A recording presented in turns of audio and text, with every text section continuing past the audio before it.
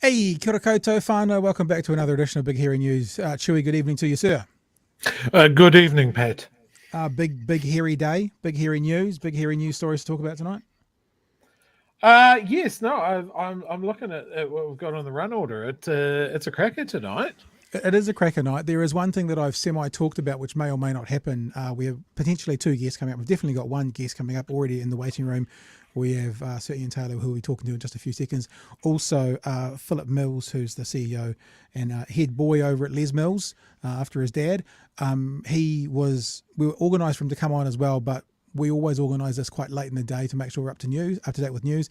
And there's a chance that maybe we sent the invite through to him after the close of business. He may not have got it. So it's like Christmas Day, Chewy. Do we get to open a Phillip Mills or not? We'll find out at about 9:15. But we do get to open a Sir Ian Taylor in just a few minutes. So we'll get onto that about the story that if you haven't heard yet, you will be hearing about through this evening about a group of wealthy individuals writing an open letter to ask the government, we'll get more from Ian, I think, but to tell the government that they're not paying enough tax and they need to be paying more, which is it's a fascinating thing to hear, and quite an encouraging thing to hear as well, because so often in the news media we hear the polar opposite. In fact, it might be fair enough to say, Chewy, that the polar opposite is the common refrain you hear in the media, not the we should pay more. It's often the we're paying our fair share. So we'll get some lowdown on that as we go through the night. Happy to take your thoughts as well. So if you want to participate in this conversation, just chat away, get some questions in the chat. Ian is with us live, so we can possibly put some of your questions and comments through whilst we're talking as well. But before we do that, let's just say very quickly a huge thanks to our patrons. Lovely to have you on board, patrons. Very good for you to be with us. Every little $5 you chuck into the storehouse helps us to keep the lights on and pay the bills and get the video cards and pay the StreamYard software bill every single month to help us keep doing this. And as you know, we are attempting to stay strong and get stronger all the way through this election year so we can deliver to you guys, I don't know, I was going to say some truth, Chewy, but you know what people are going to say? Well, that's your truth. No, some perspective that I don't think you'll hear anywhere else in the media. That's what we're going to look at, and that's what we want to continue to do. So let us get into it. We want to welcome to the show the founder and managing director at Animation Research Limited. It is Sir Ian Taylor in Dunedin with us, of course. Ian, welcome to the show. Kia ora, how are you? Good, very good. Thank you so much for joining us, and thank you for being with us. And look, all three of us in Dunedin. So we cover the world. Yep, from Dunedin to the world. Right, so let's look at this, Ian, because it's a really interesting story. And you gave me the link, which there it is there. Sorry, it's the wrong part of my thing. An open letter. This is an open letter on tax that has been written, and there are a bunch of signatories, including yourself, who have signed up to it. A whole bunch of things in here talking about the idea that, and I'll say the wealthy, but I guess we've got to say the 100-odd people listed in this letter, they're saying this, but I guess they're professing the idea that maybe the wealthy can pay a bit more tax. Do you want to maybe nutshell it a bit for us and tell us about what the letter's about and why you signed on? Well, I think it's interesting even being sort of targeted there as the wealthy. I don't think of myself as wealthy. I think there's a bigger question. I've always wondered, why we always talk about the tax burden, and you're always hiring accountants to alleviate your tax and do things like that. And I remember many years ago employing two young Swedish postgraduates who'd actually gone to college in the States with my son. And we hired them we wanted them to work on our international golf around the world. And one of the options we looked at with them, just sort of maybe make it easier for them, was that we could look at seeing how we set things up in New Zealand for them so they pay tax in New Zealand, because they'd be paying less than they paid in Sweden. And I will never forget their response. I mean, it was simply a no to that. they said, this is, no, we will pay our tax in Sweden. That's what we do. And, we owe everybody who's paid tax for the position we've got to now. We've got health, we've got really great education systems. It's part of the social contract. And we're happy to pay the tax back to those who have paid before, that got us here, and forward for the people who will be coming. That's what tax does. That's what you need to run a country, for those huge bits of the country that need to be built to run the infrastructure, health, education. And I've never forgotten it. They were proud to pay tax. And I guess when I was approached about this, my first question was, how did I end up on the wealthy list? And, but it was really encouraging discussion. And it's kind of interesting because before I was called about it, I had started to write an article which was Let's Talk About Tax, and it had nothing to do. I actually took it off. Let's talk about tax, baby. Salt and pepper song. Yeah, let's talk about sex. That other three-letter word.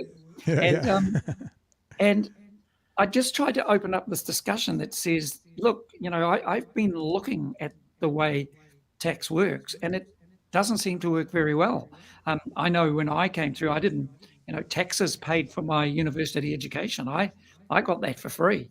I used to go to the hospitals whenever I needed to, when my kids needed hospital. But as the times moved on, there's this enormous gap in the sort of economic relationships in the country. There are people who are really suffering, and if we want to talk about tax burdens, then the tax burdens are the burden is on those people who can't feed their kids, those people who can't clothe their kids, those people who can't go to hospitals because the waiting queues are too long, and those are part of I might be naive, but that's part of the social contract we have to run a country. I drove on those roads when I was a teenager. I got my license on those roads when I was a teenager. So for me, it wasn't a very big deal. I was hoping that let's start this conversation about being proud to pay tax, and then looking at the different options to fix the system so we weren't looking at the poverty that we've got and the people currently who just can't feed their kids. I've been listening and reading quite a lot to this in the last sort of 24 hours, and it feels very much that you in particular, but I think probably as a group, are coming at this from a non-partisan position. That would be fair? Oh, absolutely. There's a huge mix of people through this. And, my hope was more that we wanted to start a conversation about this. Let's talk about this. And I guess, I might get into trouble here. One of the disappointing things for me about the letter is that, for me, that social contract goes two ways. Yeah.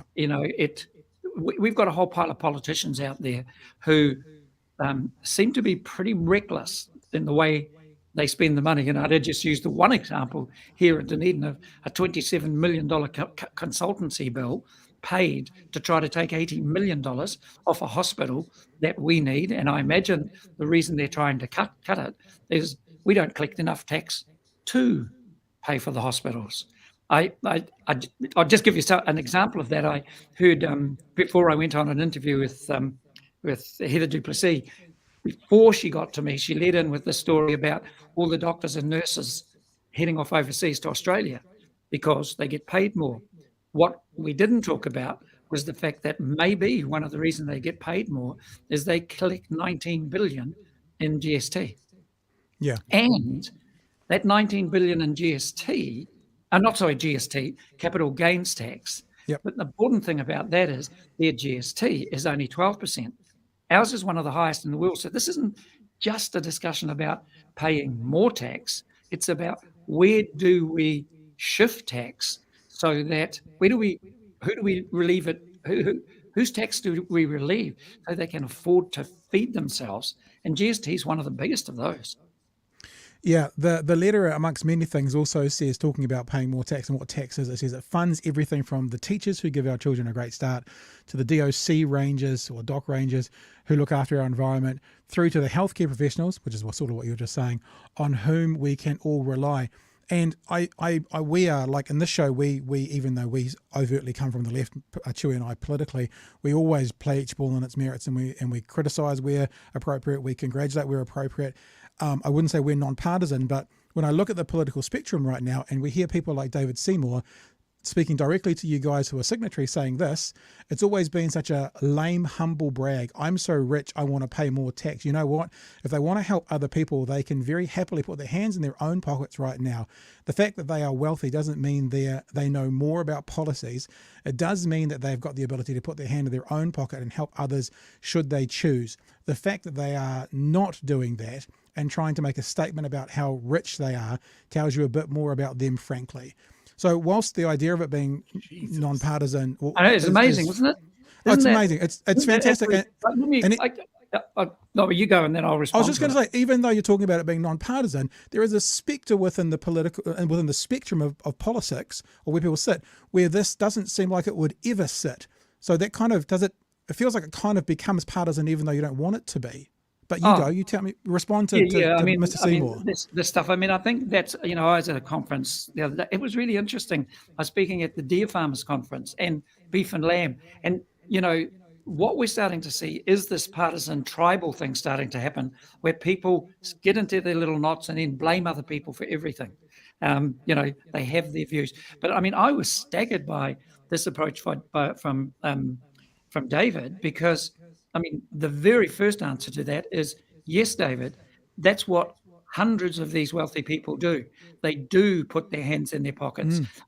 There are millions of dollars in charitable donations that are made every year by people like those people on the list, who are filling enormous holes that the government and politicians can't fill, or don't seem to have the ability to fill.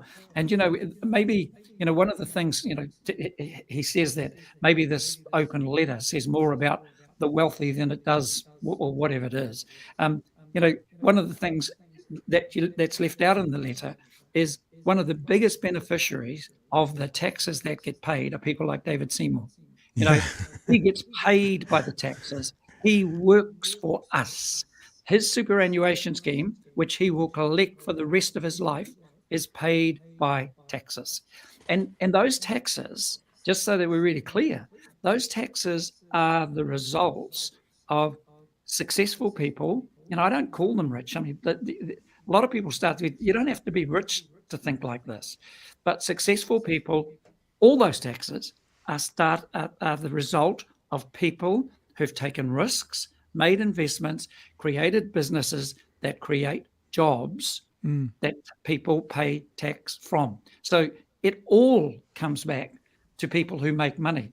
So, and the irony is, those business people and all those people who've paid tax that goes to the politicians, they're taking it after we've paid tax on it. We've given them the money from our taxes, and then they think they're doing a really good job by taking it back again. That's the discussion we need to have, because nurses, doctors, all of those people are actually coming out of the taxes that are the results of people who've created jobs that allow people to make money and pay taxes. But this isn't, and I think the thing that's broken about the system is the fact that the taxes come off kind of wage and salaries. So it doesn't touch anything. And I remember I accidentally got into owning a building with a partner here, and I remember thinking, what have I done? And the building cost maybe $600,000 at the time, and we used it for our office space. We needed a space. But then, 6 or 7 years later, someone turned up and offered us millions of dollars for it, and we sold it. And in my naivety, I said to the partner I was with, so how much tax do we pay on this? Yeah. And it was nothing. Yeah. And I couldn't understand that. It was, it was money I didn't do a lot for. It grew for whatever reasons, and I get to keep it all. Chewy, you want to jump in with anything? Yeah, I mean, I've been looking. One of our regular listeners sent me something on Twitter the other day, and he unfortunately made me give some credit to Rob Muldoon, which made me feel very yucky. But he was pointing out the fact that Rob Muldoon put up the top tax rate in the mid-'80s to, I think it was something like 66%. And then when Labor came in, there were a dramatic series of changes. They cut that top tax rate to, I think, 33. They brought in GST. Roger Douglas is swinging his axe left, right, and centre. And in amongst that, like you were talking about selling this property, there were big changes in investing in property, and that created that huge tax loophole where, as you mentioned, people were buying up property, selling it, and there's absolutely no tax on the capital gains. But it was all seen as GST is a very fair way to administer tax. And so therefore we can keep the tax rates really low. And I think here we are decades later seeing that doesn't work. Do you think we're at a place where we can have a serious discussion about what needs to happen with tax, or is it just going to be a case of like, we'll move the tax bands around a bit and it'll all be sweet? Yeah. Well, I mean, I'm just ever hopeful that we can have discussions, and it falls into a very simple. I looked up where the tax goes. So we collect about 113 billion a year in tax, and I think one of the first questions is that, which I think was sad that was left out of the letter. I think, as I said, there is a requirement that before people start paying more tax, we look at the tax that's being paid and ask ourselves and ask politicians, are you spending it well? And, over the past few years, you have to doubt a lot of that expenditure. Who knows? 113 billion a year might be enough, but I doubt it. So when I looked at where the money is spent, the biggest amount of that 113 billion, just about 50 billion of it, is spent on social welfare. So there are a number of questions we ask about that. What are we going to do? You're going to actually cut that money that gets spent on social welfare on the people who need it? Or are we going to look at how we actually deal to that? Maybe how tax gets spent better so that we get more of those people working, that we get them off welfare. But the whole idea that you just cut that kind of spending, because the next biggest one was health, and I think it was at about 20 billion, 18 billion, and we're seeing that collapse around our ears. So there's obviously either not enough money going in there, or the money that's going in isn't being spent well. And then the third biggest one is education, and that was 17 billion. And we see the teachers out marching because they aren't being paid what they're worth. They need to be paid. So if I was talking to Christopher Luxon, say, you are a businessman, you ran some major businesses, and your big driver was income. Where does the money come that you bring into the company? And really, that's what a country is. There's a big part of the country that needs to be run like a business, where you've got to bring in income from somewhere to pay for all of those things that these kind of wealthy, successful people reaching into their own pockets can't pay for. So those millions of dollars are getting paid on things like school kids' lunches, kids who are starving. I work with Mike King on Gumboot Friday, I Am Hope. There's lots of donations made from wealthy people and ordinary people who are trying to fill a hole that the government hasn't filled in youth mental health. But that no businessman can actually pay money in or donate to build a new road, build a new hospital, pay for teachers, pay for doctors. That's government responsibility. It's all of our responsibilities. And we need to look at a tax system that people are proud to be part of. Yeah. Hey, Ian, Philip's waiting for us in the waiting room, so we better go and grab him as well. But I do want to ask you one more question, because you've been fairly vocal about your disquiet, displeasure, frustration with what's happening within government spending and the government in general at the moment. You've been writing about it, you've been talking about it. However, what you're also talking about with paying more tax doesn't seem to sit very well on the opposite side of the political spectrum to who's in now, who's causing you frustration. Just in a sentence or less sort of thing, what do you do with this upcoming election? I really don't know. I've been a Labour supporter nearly all my life. Twice. I once voted for the Māori Party and I once voted for National, because this isn't about party politics. It's about, you look and think, who's going to solve this problem? And it's not about me. And I love Bill English's introduction that if we're going to spend social money, there needs to be a social return on money. And I just thought that is a long time overdue. You deserve my support. So now what I will be looking for is parties out there who are going to try to fix this issue, because the other looming issue is the cost of global change, climate change, global warming, sustainability. That's going to be a huge cost, and it's got to be borne by the country. Yeah. So Ian Taylor, hey, thank you so much for joining us. We might see you down at St Clair for a beer one day or something. Is that how it works when we're all in Dunedin? Thanks, Ian. All the best. Appreciate your time. So Ian Taylor, they're one of the signatories to the open letter. Let me just show you this again in case you want to check it out for yourself. It's sharingwealth.nz. This is an open letter on tax. The public and politicians of Aotearoa New Zealand, we write this as people who are frustrated with how much tax we pay. We want to pay more. There's approximately 100 signatories on there. If we go, the signers, there they all are, and you can go and check them all out for yourself. Including our very next guest who is going to join us. He is, I believe, the founder. Yes, a founder and executive director at Les Mills International. It's Phillip Mills. Phillip, thank you for coming and joining us. Hi there. How are you? Yeah, really good. Thanks for jumping in. Now, look, we've just kind of talked this all through a bit with Ian about what's going on. Really interested to know why you have signed this letter. What's the reason that you have chosen to say we need to pay more tax? Oh, look, I think that we've been too obsessed with paying less tax for too long. And I think that we're seeing the results of that. We need to build a world-class education system. If we want to have a great economy and be a great place to live, with people realizing their ability and people having a wonderful future, then we have to be investing in things like a world-class educational system.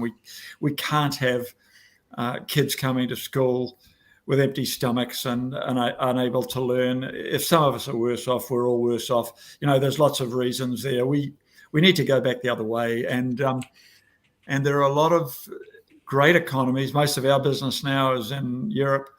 And you look at some of the economies there, the Scandinavian economies, Germany, Holland, for instance, where they pay a hell of a lot more tax than we do. And they've got better economies, and they've got, they've got world-class systems in education, health, welfare, those sorts of areas. And they're doing a really good job of, to Ian's point just a minute ago, of dealing with climate change, and the moving into the low carbon economy, which is so crucial this century.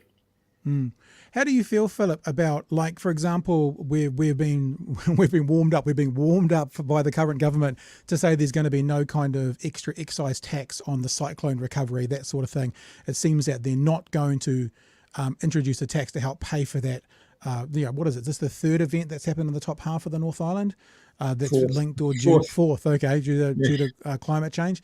What do you think about that? Do you think there's other ways around finding the funds for that, or is that for you just a black and white? A tax would be the way to pay for the recovery from these cyclones, and also then help maybe move forward about what to do next with climate change issues? We have to find a way of funding the recovery, and I'm not sure how they're going to do it, but we do have to get ahead of this. McKinsey has said recently that we need to be spending $2 on adaptation right now for every dollar that we spend on mitigation. Things are going to get worse before they get better. We know that is going to happen. It's inevitable. It's already locked in.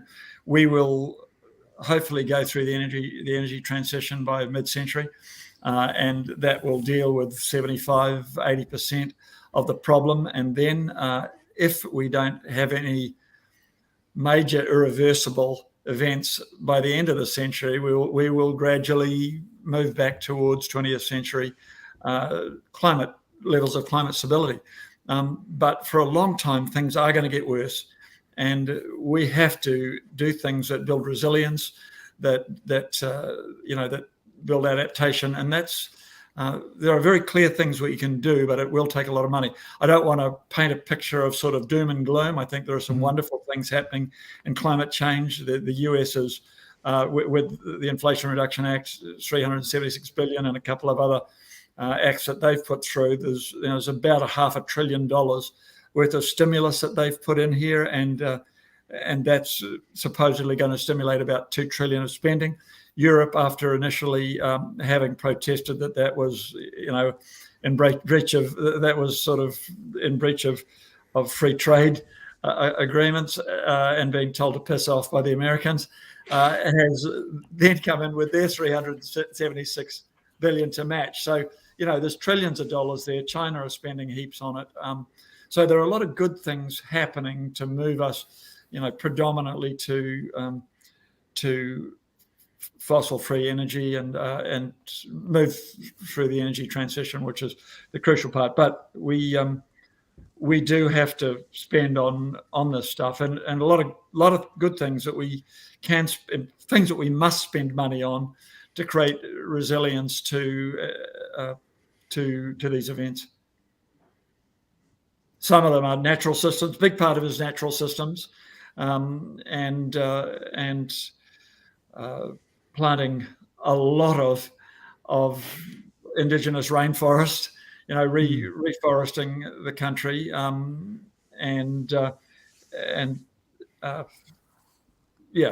planting rainforest, regenerating, enriching, planting millions of hectares of rainforest will create drought resilience, flood resistance, localized cooling, stabilize rainfall, protect us, biodiversity, which is crucial, avoid species extinction, protect a lot of our natural streams around food production, things like that.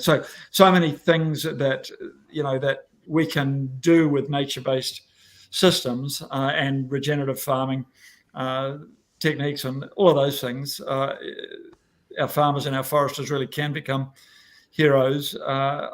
Unfortunately, radiata pine is not a part of that story. That is a separate story which is about trade, but it contributes nothing.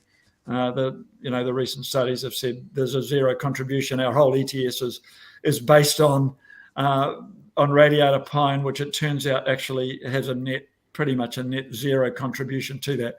It's not part of the natural systems. But at the other end of it, we do have to create the physical stuff to protect us from flooding, and you've had cities like Amsterdam, which have been underwater for hundreds of years, and so there's some building we've got to do, and there's a whole bunch of other stuff around natural systems and sort of marine stuff and forestry stuff and farming stuff. Hey, Phillip, I would imagine that you are running circles of people with access to wealth, right? I mean, if you're working in the sort of business world, and I'm interested to get your take on maybe more of a observation or a character question. Why does it seem, and if I'm wrong, tell me I'm wrong, but why does it seem, in your opinion, that many high net individuals are doing the opposite, or are voicing the opposite of what you guys are voicing, which is we want to pay more, whereas so often we hear the narrative in the media, and if it's wrong, say it from your experience, that we pay our fair share, we pay enough, sort of thing. Why do you think that is? It appears that wanting to pay less tax comes with a high net individual. It seems to be contrary to what you guys are saying. Am I wrong in that observation, or is that a fair observation, and why would that be, do you think? A couple of things. First of all, I'm not sure if you're right or wrong. Okay. I don't know, what the data is on what people believe, and it doesn't take many people to skew that. Yes, you may have some loud voices on the other side, but what what the bulk of there are an awful lot of people who I deal with. There were 100 who signed this petition, and I've had so many people contact me and say, we didn't know about it. We would sign it. We'd love to sign it. And we've had with Pure Advantage, we've had hundreds of people sign petitions. Hundreds of business leaders around the country sign petitions around climate change. Around all the various aspects of that. So there's a whole bunch of business people who are well aware that if we don't deal with climate change, it's not going to be very good for business, aside from anything else. And if we want to have a successful economy in the future, we have to deal with climate change. Now, I'm not sure that there is. So the second part of my answer to that is, I'm not sure that there is the awareness I would make up of the problems with having a great big wealth gap and the problems of, I don't think there are many business people who wouldn't agree if you ask them that we want a world-class education system. Sure. That is crucial to the future of having a good economy, and everybody is going to say that. I also don't think that there are many business people who, if you ask them, are going to say that they're happy about a situation, about a country that has child poverty, and we hadn't had child poverty since about 1950 through until this 3-term national government and the move towards reducing taxes and this whole sort of a monetarist focus that captured the imagination of, everybody, lots of people, including me, were captured by that in the 80s. It seemed like a good idea, but really when you read economics properly, it's the free market is not going to solve things. You go back to the tragedy of the commons, and you do have to have regulation. You have to have a mix of competition and of regulation if you want to get an ideal economic result. Otherwise, you are going to have people who take advantage of the thing and who destroy public assets. There are some people who have to be regulated, but that's we're starting to wonder a bit. But does that answer your question? Is that really? I'm hearing you. So with this letter now, I guess, out in the wild, and as you say, more people sort of going, well, I want to put my name on this. How do we keep this conversation going in the space when you've got people like Nicola Willis saying that it's just the politics of envy? Any discussion about increasing a wealth tax or adding a new tax to target high wealth target high wealth individuals is just the politics of envy. If we're going to get really emotive like that. Has she said that in response to this letter? Because this is clearly people who are envious, who have signed this.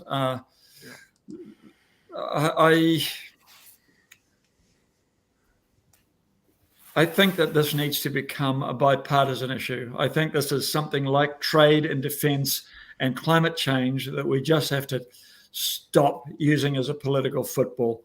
This is bad for all of us. And I think, let's grow up, people. Let's sit down and say these are things that they are must-haves for our society. And we've just all got to agree that, that we're going to have a fair taxation system. We're going to stop advantaging unproductive asset classes like housing speculation. The National Party knows that this is not good. Even the ACT Party knows that this is not good stuff to do. And we got to stop using it as a political football. It's not good for any of us. Doesn't matter who's in power. So here's the hurdle, yeah. And I heard it today with Sir Ian. He was talking to Kiri Allan on News Talk ZB, and she's my example of this for tonight because I heard it from her. But I imagine this is common from people who have means, and I'm not even talking about that 314 families, but people who are doing okay, right? The often refrain from them is, I'm happy to pay my tax, but I can't stand the government waste. And so how do we get past that? Because that could also just be used as an excuse forever to not pay as much tax. You know, you could always be using that, even because what I hear often is waste from a government means that's not how I want my government to spend my money. But if the opposing side wins and they're the team I support, I'm okay with how they spend it. So, you know, waste is relative. What one person thinks is waste, someone else doesn't. How do we get past that idea of, you know, people who are, I'm not even talking about wealthy, but doing all right, to stop that adage of, but they're so wasteful, I don't want to give them another cent? I'm not sure that the numbers show this to be the case. You know, if you look at what the government money is spent on, the big areas that it's spent on, was it Ian that was just saying that, you know, social welfare is the biggest one of them? He said social welfare, then health and education, I believe, were the three. One, two, three. Yes. So I'm not sure that you can say that those things are wastefully spent. There will be measures of efficiency in different governments around the world, and there will be ways of doing this better and worse. And we've got to have a focus on doing it better. If we're going to build a world-class education system, there will be ways in which you set about doing that. You know, copying the best practices around the world, learning from who is doing this best of all. And yes, you want to do things efficiently, but I'm not sure that there is a lot of waste. And that's something that you deal with separately. You know, you have some measures of efficiency and productivity of government departments. My experience has been mixed, you know, that you have some very, very good civil servants. My experience has been that things are not always done better by privatizing them. You know, we had a big wave of privatizations in the late 80s, and a lot of those things were being much worse. Were done much worse when they were privatized. Our national rail system, for instance, was destroyed by being privatized. So you get efficiency and inefficiency in both public and private businesses. And I'm not an expert really in the data on this. It's been really good talking to you, but Phillip. I agree with you that I think it has been used as an excuse not to do anything, and that's not the right thing. We know that we have to deal with these issues if we want to have a successful economy and a bright future, and we have to move to deal with them. And separately from that, you focus on efficiency. You don't use it as an excuse not to do anything. That's just stupid.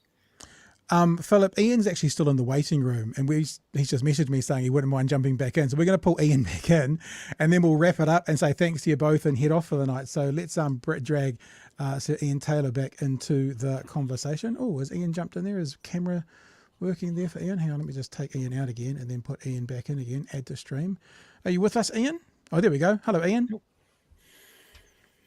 Oh, hopefully Ian hasn't lost internet connection there.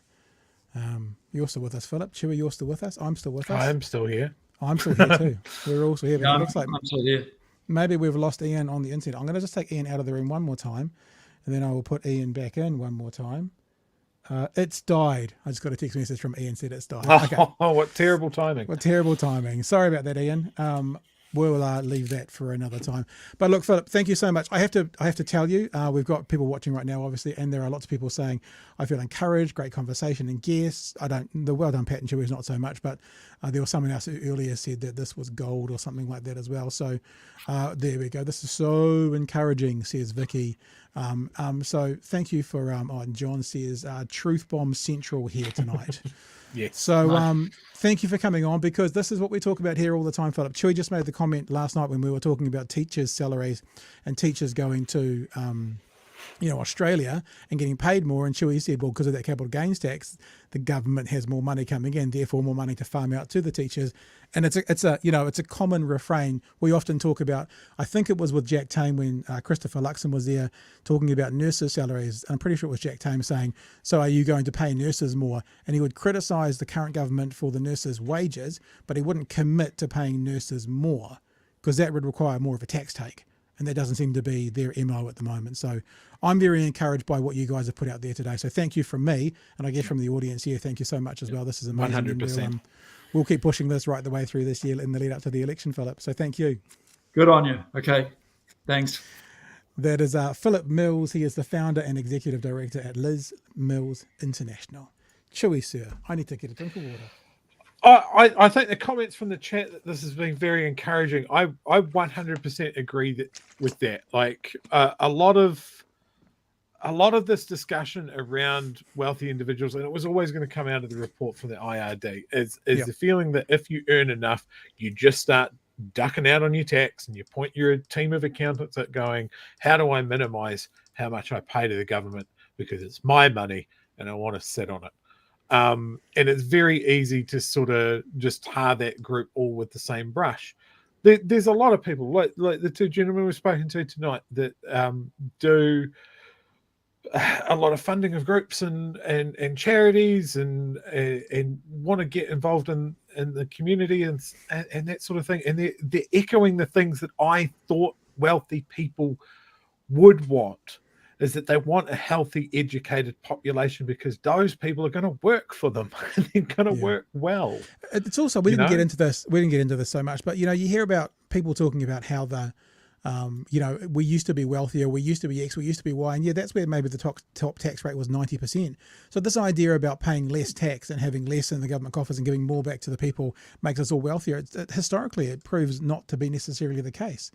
Yes, absolutely. Like when you look at that massive boom and the advancements that came out of America post World War II. They did huge things. They went to the moon, and it was all funded off an enormous tax take. Yeah. You had an absolutely devastated Britain try and crawl out of a hole, and it was the same sort of thing.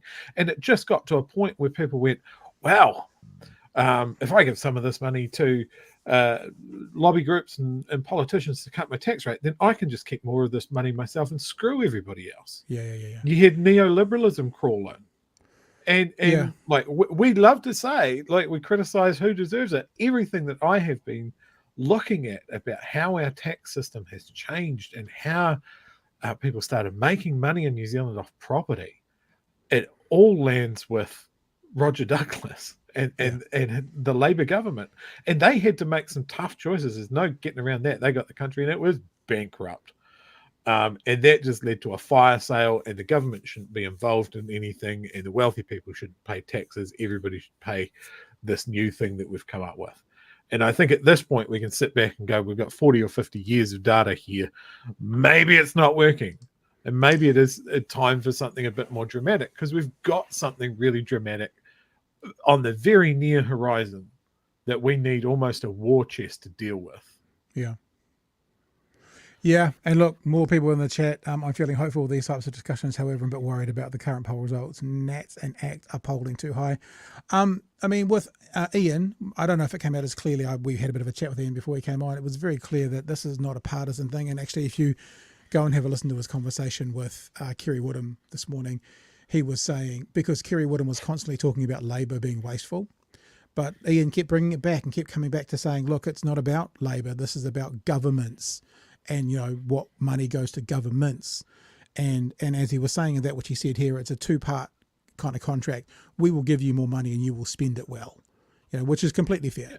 Completely fair. The idea that Team Blue gets into government and suddenly every government department is laser focused and has zero waste is absolutely bullshit.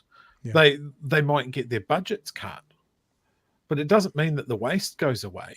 Yeah. There is always going to be waste in any organization. It's just making sure that you minimize it.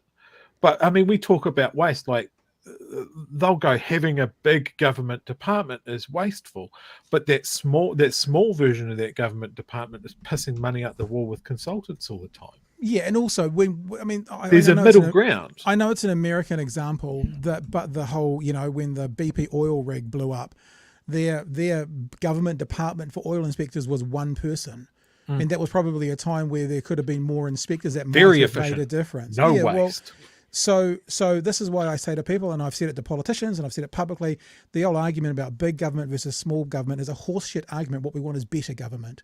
And, some of the health system numbers blew through the roof during COVID for obvious reasons, because there was a health crisis. And now those numbers will come down again. And Nationals now saying, look at the explosion of consultants and bureaucrats. And yes, because there was COVID. Now the numbers of those are coming down. So this idea that a number is going to make something better or worse is bullshit. It's about better. Some departments, some bureaucracies, some government agencies need to be bigger to provide what they need. Some can be smaller. So I just don't want to, I will never play that game with people about smaller being better or bigger being better. Better is better.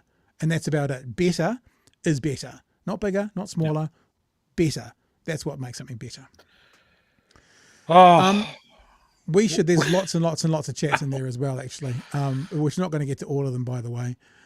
But this is... I've been just invested in this conversation. I haven't really been going through the chat this time, sorry. Definitely a coup by BHN to get these guys on. Yeah, we're pretty lucky. I think Ian's been on a few media sources this week, but today, sorry. But to get Phillip Mills is actually... I agree. I don't know if I'd call it a coup, but it's I'm lucky enough to have connected with him before, so... he said he'd do it, and he did, and that's great for all of us. We get, someone, because we do. I think, and it was fair what Phillip said, that he doesn't know if my assertion whether the high net individuals try to pay as little tax as possible. But I think it's fair to probably say that's the main narrative we hear in the media. I don't know if it's fair that that's what the high net individuals en masse want, but certainly that's the loud voices, as he was saying. So it's just nice to have the opposing view by some people who have the ability to not talk about other people's money but their own, because a lot of the times that will be a criticism. You're talking about other people's money, like you were talking about Nicola Willis talking about envy, because you're talking about someone else's money. In this instance, they're talking about their money. So like it's I've also seen a few comments in comment sections today from people going, well, if you want to pay more tax, you can. And kind of this idea that you can go to the IRD and click a button and just give them money as more tax. And I don't know where this idea has come from, but you absolutely cannot do that. There is if you overpay your tax, they will just give it back to you. No, there is a way in the tax system, and I'm not sure exactly how it works, so I'm not a high net individual, that you can make a contribution or something, because some high net individuals do it with their superannuation. They give it back, and they give it back in a certain form. I'm not entirely sure how it works, but you're right, it's not as easy as you're saying, people say, but there is some way of doing some kind of roundabout way. But I also think, we've talked about, for example, you imagine this what we're doing here being the place to put money into, to put your small offerings, your small Patreons. You put a whole bunch of stuff together into a bigger pile, you can do more with it. Yeah, a high net individual might be able to give $1 million to a hospital, but a whole group of high net individuals paying more tax will be able to put $1 billion into that hospital. Yeah. So that's how it works.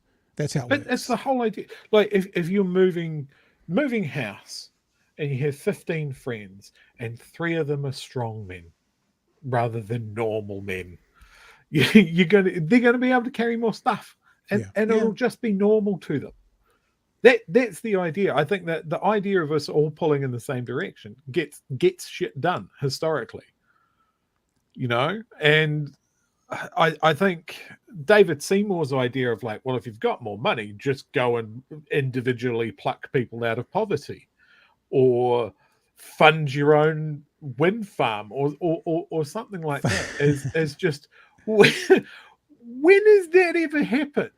Yeah, like again, historically, big projects, massive periods of growth and wealth creation have come out of periods where there has been high taxation. We always look at countries and we go, oh, they've got a good idea. We don't look at how they fund that idea, or we look at countries that are having terrible ideas and we bring those here. We don't look. We keep on talking about the Scandi countries, the countries with high taxation, who happy are population. also ironically pretty much all at the top of the the life and the living and the good health outcomes charts as well. So the ones that pay the higher tax are often the ones that are up there with all the enjoyability of life and good health and good education as well. Isn't it crazy that those things are not linked in any way? Nah, not in any way whatsoever. They're not linked in any way. I mean, I remember when I traveled through Europe, right, and I was talking, I'm going to pop up to Finland, and everybody says, Finland's going to be really expensive. They've got lots and lots of taxes. It's the same as here. Europe was cheaper, but Finland was great. You know, if you can have a city the size of, I think Helsinki's not much bigger than Wellington. No. But they have a subway and extensive tram network. Amazing hospitals, great public housing.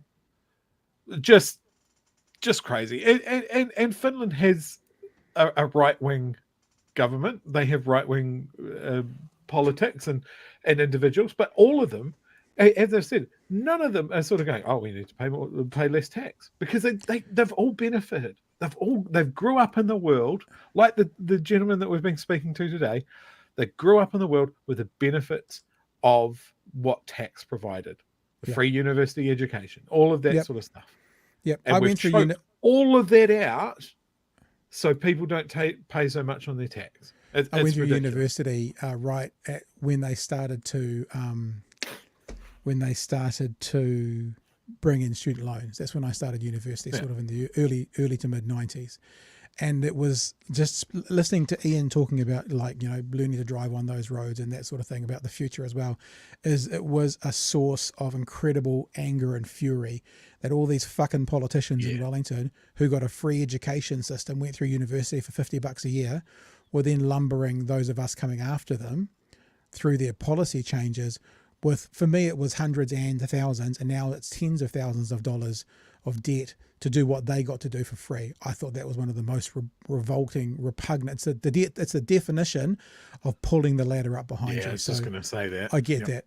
I completely get that. Hey, we do have a couple of other things to talk about. I don't mind dropping them because we're talking about this. And there's lots you've been starring in the text. Do you want to get any of those out there? We will have a look at Winston Peters and Donald Trump very quickly. DOA guru Reaganomics started the neoliberal wave in the 80s. The 80s has a lot to blame.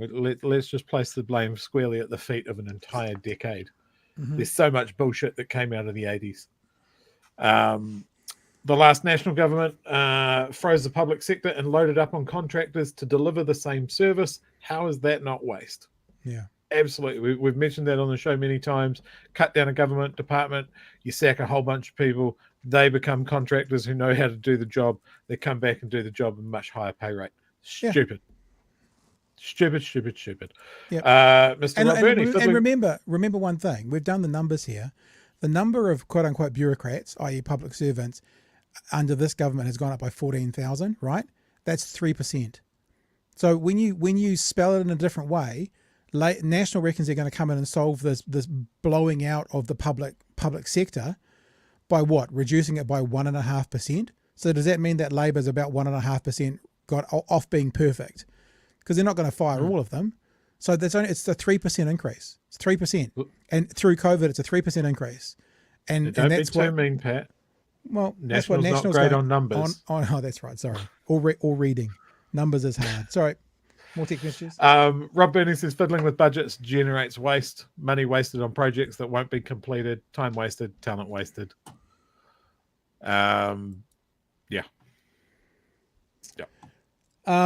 That'll be these interviews will be going out over the weekend. So if you like what we do and you support what we do and you want other people to hear what a couple of high net worth individuals have just shared about paying more tax, make sure you follow us on Twitter and also subscribe to the YouTube channel, because those are longer interviews. I have a bit of a rule where I put out sub 10-minute interviews on Twitter and plus 10-minute interviews on YouTube.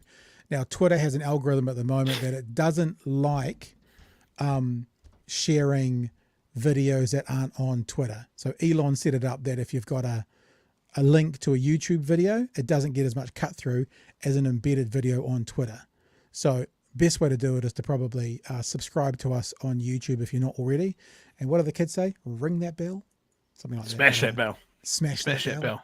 So you know when something comes up, and that Like, will, comment, and subscribe. like, comment, and subscribe. Subscribe. Okay. So, is there anything else you want to put up there before we head on to Mr. Winston? Winston Peters seems to be taking his lessons from Christopher Luxon in the space of 24 hours. I saw someone saying not so much a dog whistle, but more like a dog foghorn. We'll get to that in a second. I do like that, but also hate it. Yes. Yes. Is there anything else in there? Should we go to the? No, let's crack on. Winston Peters says Ram Raiders are feral dropkick losers, but Kiri Allan pushes back against dog whistle politics.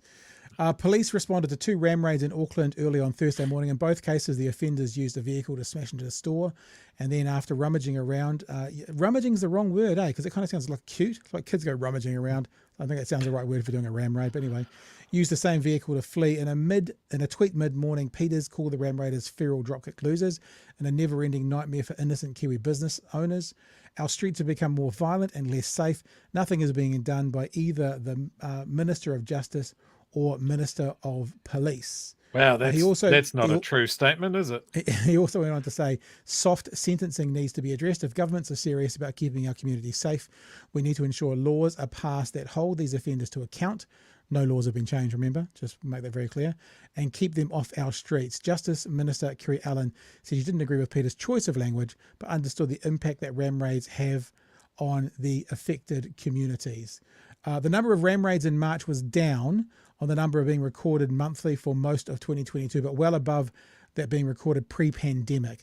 According to the data, ram raids peaked in August last year with 116. Over the past year, government's taken a number of steps to try and get on top of ram raids, including the Retail Crime Prevention Program. This was a scheme to subsidise stores to install bollards, fog cannons and other security measures. While the scheme initially had a slow rollout, the government has said last month that more than 1,000 interventions have been installed. It pumped an additional $9 million into the program, taking it to a total of $15 million. The government also last year extended Kotahi Te Whakaaro, a youth program that engages with children under the age of 14 years old who have been apprehended and fleeing driver of ram raid offences. Police Minister Ginny Anderson said the House last week that the program had seen a good success so far. She said around 82% of young people referred to the program were not re-offending. Peter's tweet is not the first time recently that a New Zealand First politician has torn into, quote, feral offenders. Northland candidate Shane Jones last month told AM there was a feral culture driving crime in Whangarei. It would be appropriate as now also to see what Kiri Allan actually said. Let's have a wee listen, shall we? Today said that ram raiders are feral dropkick losers. Is that language that you'd use? It's not language I would use. That's something that we can expect of dog whistle politics. I do think, though, it's really important to acknowledge the harm caused by ram raids on many people within our communities. So to that extent, I think it's important to acknowledge the harm. But personally, I don't think name calling's that helpful at all. For the record, what has the government done to limit or stop ram raiders? He says that you and the Minister of Police have done nothing to make the streets safer. Since I have been Minister of Justice, we've introduced a raft of legislation that has given police officers more tools to crack down on those that flout the law. We've increased penalties. We've also introduced the ability to target the proceeds of crime, which goes after which essentially enables the police to be able to execute their discretion in better ways to target criminals. In addition, what you will see, myself and the previous Prime Minister announced around fleeing drivers and some of the tools that young people are using to flout the law and conduct ram raids. We're cracking down there, and there'll be further legislation introduced into the House shortly. So is this just Mr. Peters trying to whip up some law and order rhetoric before the election?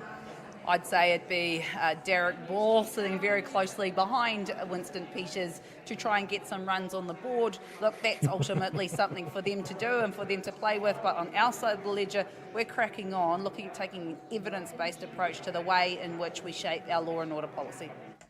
I apologise that seemed to be only on one channel for the audio. That was how it came out of News Hub. Pretty good response. I thought that was pretty excellent. good.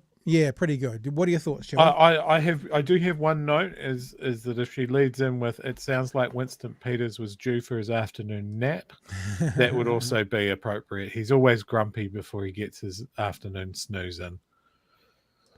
Has his 4 o'clock dinner and then off to bed by 6:30. I think, as we said yesterday, and we were talked about it already tonight, so we don't need to bog on about it. It seems like they are more and more, certainly those three, Winston, Christopher Luxon, David Seymour, speaking to their base as opposed to making policy or making announcements, because the announcement about the not going with Te Pāti Māori was moot, but it would have spoken to his base. But yeah, let's not cozy up to those separatists, and anything Winston says is looking for a vote, because I don't know if he's desperate to get back, and I'm not entirely sure why he's that interested in getting back in, but it is absolutely speaking to a base and looking for a vote. Maybe he's gone through all of his crossword books. I was thinking about this today, right? If things are going well for you and you're building support and that sort of thing, you generally don't have to talk to your base, do you? So is speaking to your base in the way that we've seen out of these guys a panic reaction? Yeah, I don't know. Are they just not happy with where their polls are? Are they looking at the runway and going, I don't know if we've got enough to get across the line? I know there was a lot of chat about the Kiri poll and that sort of thing, but the margin in error is you could flip a coin at this point. Yeah, well, actually, you could probably that's not a lot of surety. You'd probably still put it in National and ACT's favour at the moment, based on those polls, just because, and it seems to be the difference between ACT and the Greens. Like ACT are sitting around, kind of 11, 12, 13, and the Greens are sitting around sort of 6, 7, 8, and National and Labour are neck and neck. So you'd probably put ball in their court at the moment. But of course, now that they've just read out Te Pāti Māori, it will be fascinating and completely ironic if ACT and National can't get over the line without Te Pāti Māori and they've ruled them out. And I guarantee you there'll be a conversation even if they've ruled them out. So because, of course. I also wonder, you say, talking to their base, there is also, I think, since the Wellington protest and all the hubbub around mandates and vaccines and stuff, I also think there's another little 1 or 2 or 3% sitting out further away from a National or ACT necessarily voter. They're a little bit further outside. So maybe they're not speaking to their base. Maybe they're speaking to those people as well, because, come election day, 1 or 2, maybe half a percent might make the difference between government and opposition. So maybe it's also that they're kind of solidifying their base by saying, see, we're not going to put up with this, using tropian, talking points, but they're also speaking to those that aren't yet voting for them, who are maybe further to the right. If you vote for us, we won't bow down. That could be who they're speaking to as well. Yeah.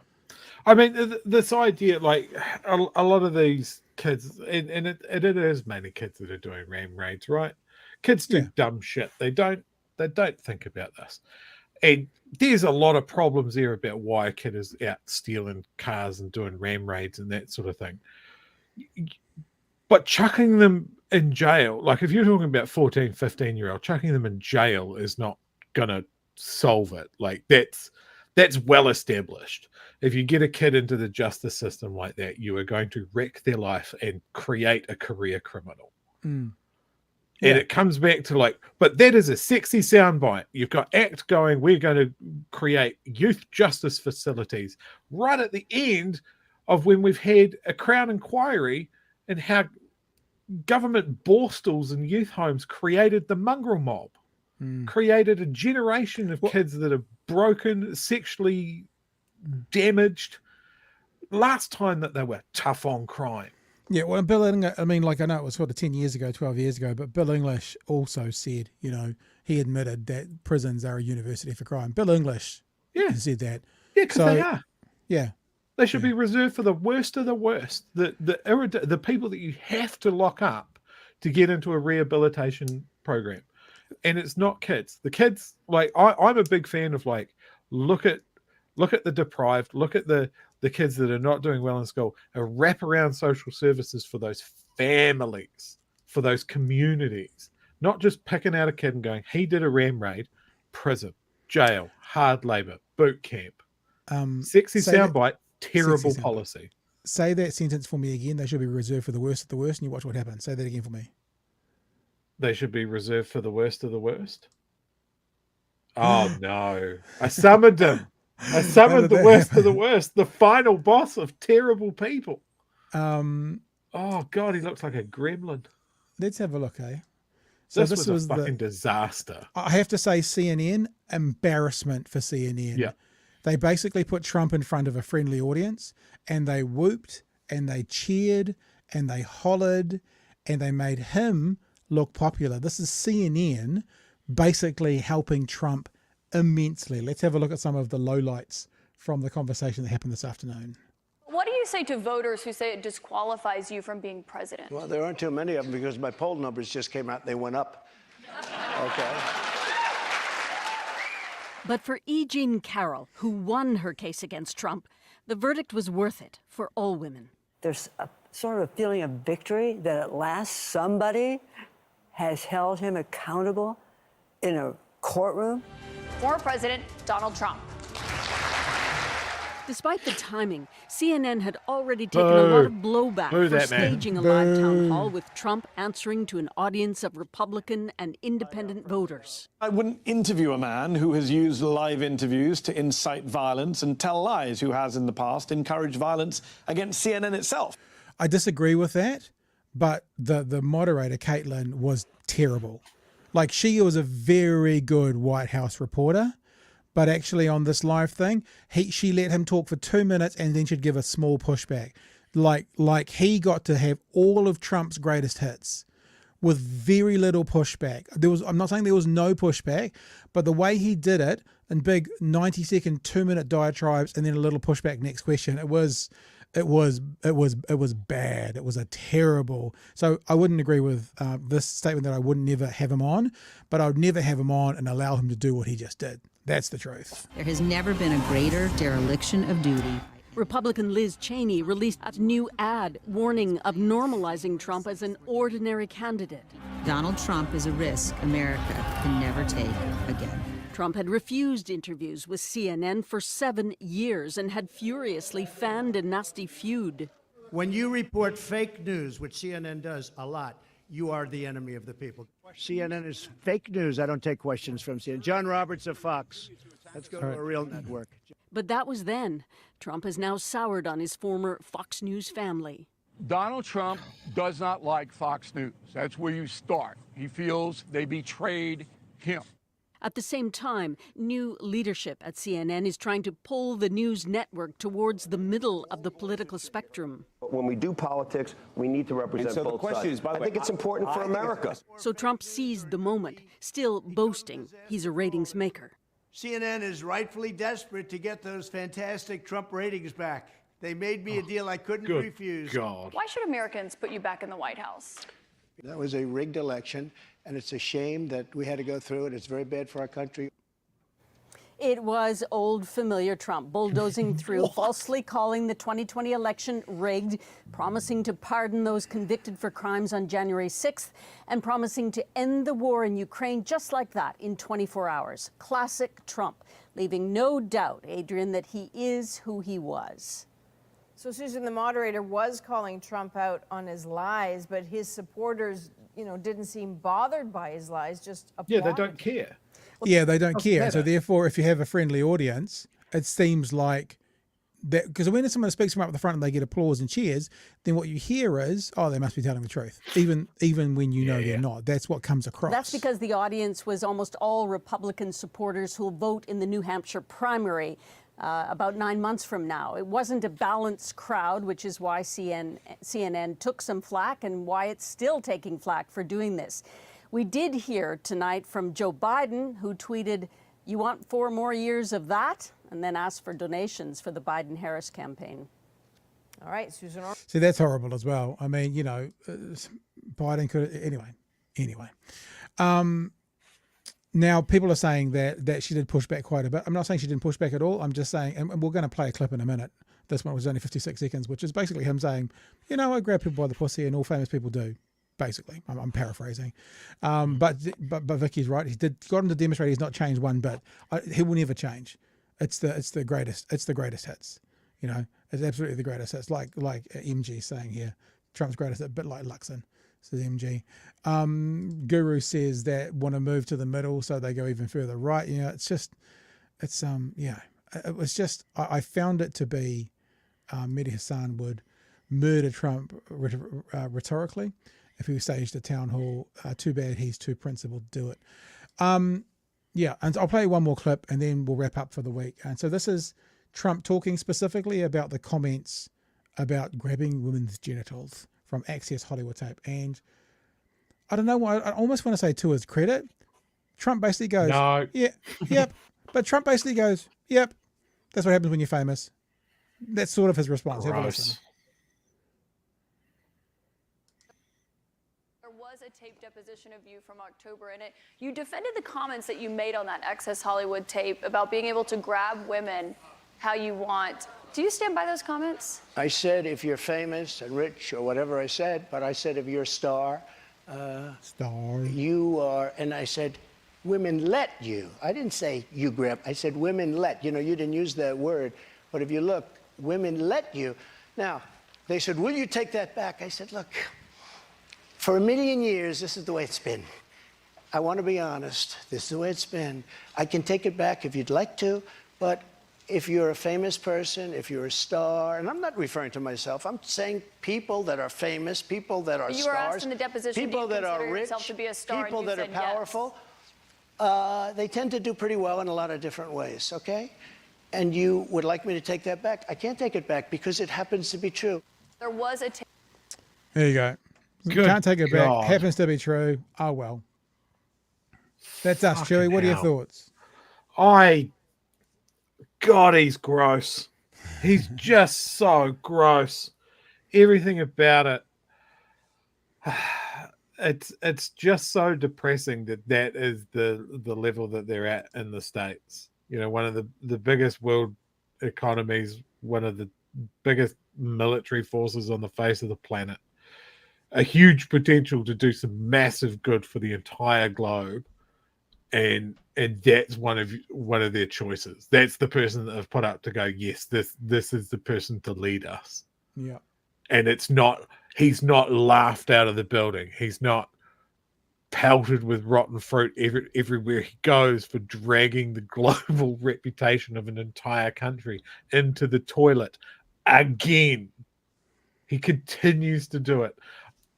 I don't know where I would put all of my rage if I was American. It's as baffling as it was the first time for me. I feel like I'm taking crazy pills. Yeah, it'll be interesting to see what happens. Hey, let's wrap up with something as a bit of a reference to a little conversation we had last night. On the bottom of the screen right now, you can see it. If you're not subscribed already to our audio podcast, which is this show in audio form, then head into Apple Podcasts, Google Podcasts, and Spotify. You can do that there and catch us the next day. And I just wanted to share with you, because we talked about being a top 10 news commentary. The numbers are out today. I had a bit of a look, and you can see here we are, number 7. Where's Kiri Woodham? Back into she's way well gone from this particular one. She's in our dust. Suck it, Kiri. But the tweet that I sent out, and this is no disrespect, obviously, to the groups, but think of the funding and resource going into Leighton Smith and Spinoff's podcast, and we're competing with them with the top 10 podcasts for New Zealand news commentary. And if you want to help us grow in 2023, then what you can do is subscribe to the actual podcast. And, you know, we're in there. We're in the top 10, and we want to stay there. As we said last night, if we can stay there, what that does is that helps us get guests, which helps us with the content, which helps you have a better BHN. So I just wanted to share that from last night, because that's something that we talked about. And then when I checked on it today, it seems to have been happening. So if you managed to sign up in the last 24 hours and you checked it out, we appreciate that. It's a great privilege to do what we do, and we thank you for supporting us in any way that you want to support us. Should I show the photo I put out today? It's been going crazy. Go How about this? I took this one of me today. Here we go. Oh, yes. Round pat and angles pat. So that's you got about your angles back. That's actually me having a photo with Dick Frizzell. Dick Frizzell is just here after I did a podcast with him. And I'm probably about 180 kilos there, maybe more. And that's today. 62 kilos lighter, and going on. So that's a pretty fun thing. New pants. You can't see them, but I got new pants. I told you this, actually. I haven't told this on air today. I'll tell people now. My whole adult life, I've never, I can't remember ever buying pants from a normal store. Go to big man store, the big man store, place called Beggs Clothing in not Auckland. the normal pants store down in the trouser district. No, not the trouser district. So over the weekend, I had a look at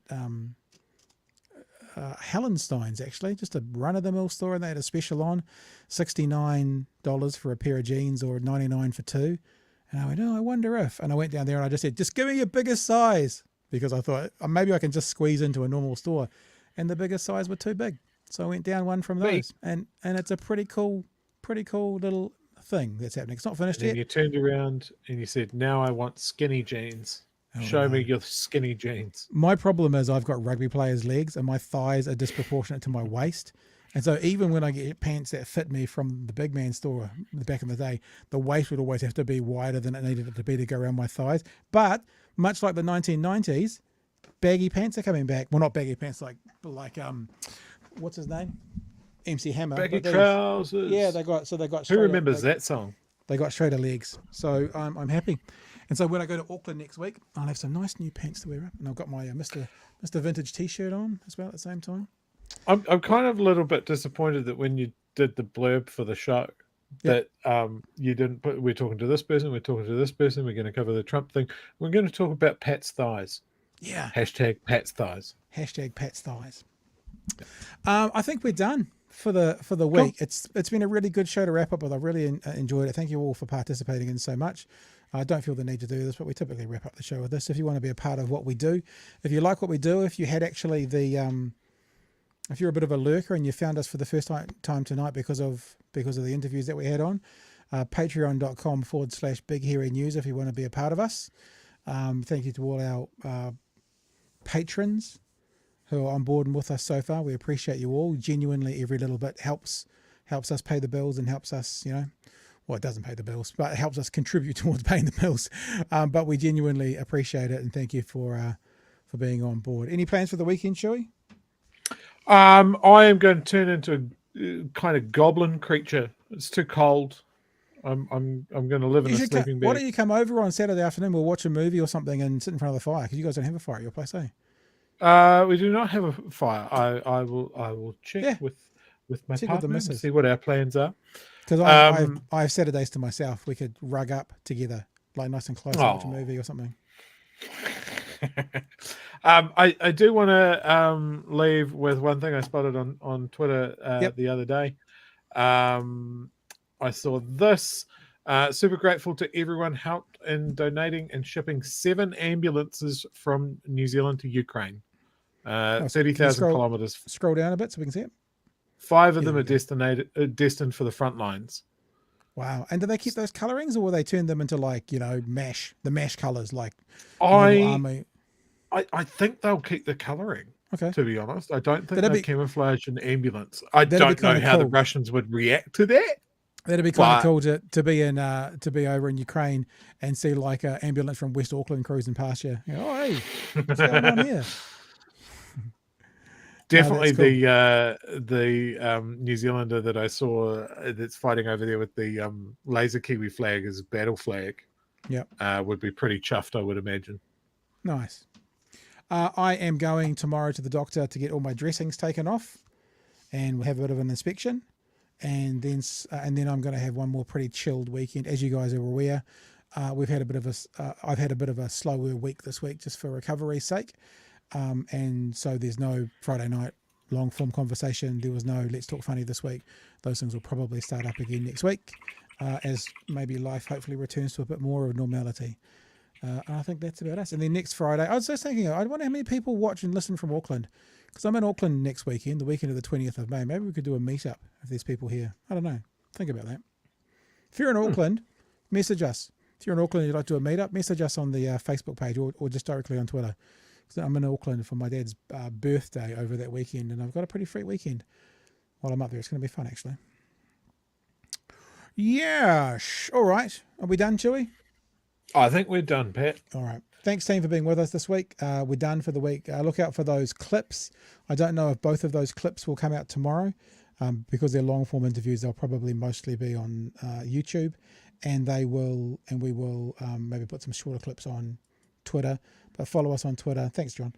Follow us on YouTube as well. We do have a Facebook page, but we really only use it to broadcast the show because there's not enough hours in the day. There's just not enough hours in the day. So other than that, we'll probably just catch you as per usual Monday night from 9 p.m. Everyone stay safe over the weekend. If you're in an area being hit by weather in deep south, it's very, very cold. I don't know if it's wet anywhere else. I think the cold's gone up the country. Stay warm and stay safe because we want to see you all back here at 9 o'clock on Monday night for another edition of Big Hero News. All right, team. Love you to bits. We'll see you Monday. Hooroo. See ya.